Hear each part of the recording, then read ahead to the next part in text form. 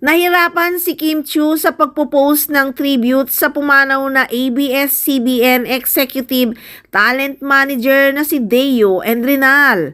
Literal na ang nasirang manager ang nagbigay ng push kay Kim Chiu upang marating at matupad ang mga pangarap pagkalabas niya ng PBB House. Na inaalala niya sa post kalakip ang message ni Deo na naihatid na sa huling hantungan noong Huwebes ng umaga. Bukod pa sa kabilang si Kim sa huling nakadalaw pala kay Deo Endrinal. Inalala rin ni Kim sa nasabing post na muntik na siyang sumuko sa karir at mag-abroad na lang.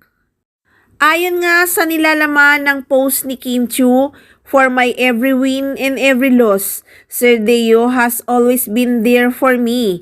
He did not leave my side. He always there. And he is always the first person to believe in me when no one does. He always fights for me. He gave me light and hope whenever I felt down. He always gives me advice and tells me in my face the heartful truth when no one can even see it. He saw me at my worst.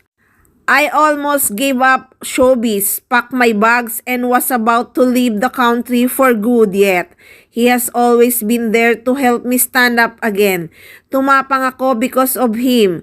Thank you, Sir Deo. I'm not where I am now if not because of you. You will always have a special place in my heart.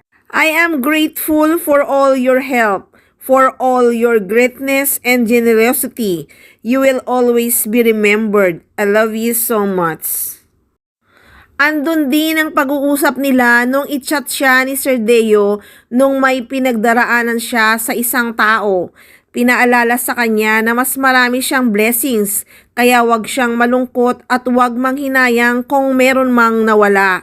Samantala sa kabila ng pagluluksa, tuloy ang selebrasyon ni Kim Chiu ng Chinese New Year. Gustong-gusto niya raw ipagdiwang ang Lunar New Year dahil napaka-festive nito at masaya.